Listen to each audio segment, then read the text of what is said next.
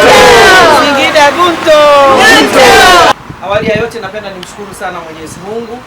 Ametupa siku nzuri, siku adhimu kabisa. Siku ambayo tunaenda kupokea vitendea kazi kwa ajili ya kuongeza ari na kuongeza tija katika kazi zetu.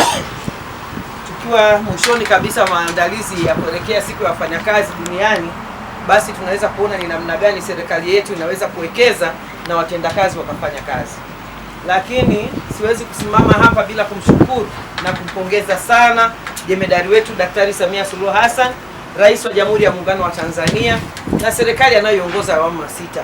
Sisi ni mashuhuda kupitia idara mbalimbali, kupitia sekta mbalimbali, tumekuwa tukiona kila wakati tukijengewa uwezo, aidha watumishi wetu kupelekwa shule au kuletewa wafanyakazi wapya au kuletewa vitendea kazi. Huu ni uwekezaji mkubwa ambao serikali inaufanya ili muweze kufanya kazi zenu vizuri. Ninawapongeza, Mwamvita nakupongeza wewe na wote unaowaongoza katika mkoa wetu. Tangia nimekanyaga Singida sijawahi kushuhudia changamoto kubwa au tatizo kubwa. Matatizo ambayo tunayapata ni yale ya kijumla jumla. Kwa kweli vijana mko kazini, hongereni sana. Lakini ninawapongeza zaidi pale ambapo pametokea changamoto, mna communicate, mnatueleza na mnaifanyia kazi, na ndicho wananchi wetu wanachotaka. Matatizo lazima yawepo. Sisi sio malaika kusema kwamba tutaishi siku zote hakuna changamoto. Hata nguzo ikianguka ni changamoto.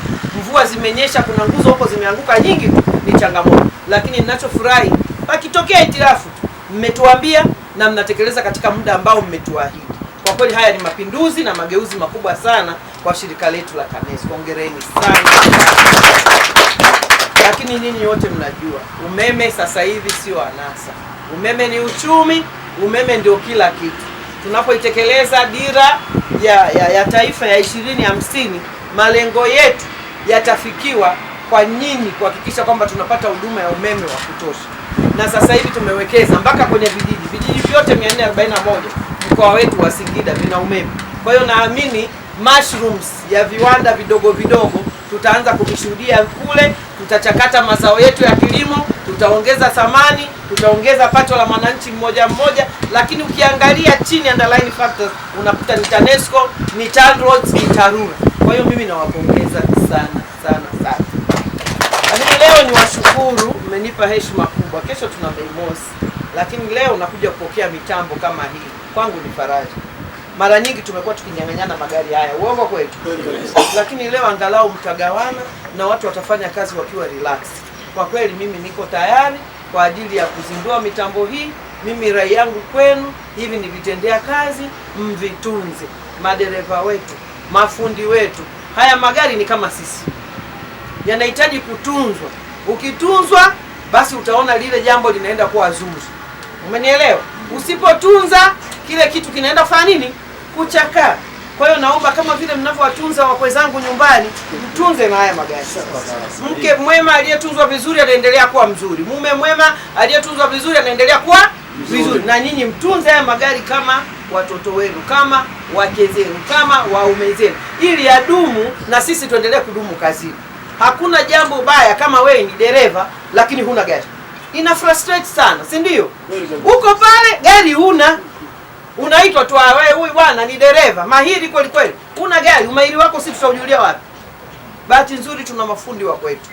Kwa hiyo naomba sana, tunapoangalia ile magari yetu nyumbani na haya ya serikali tuyaangalie. Gari linahitaji service, liende kwa wakati. Sio awe twende nalo tu, likizidi kilomita kidogo hizo tutamalizia. Ndio tunavyofanya. Niwaombe yasitokee kwenye haya.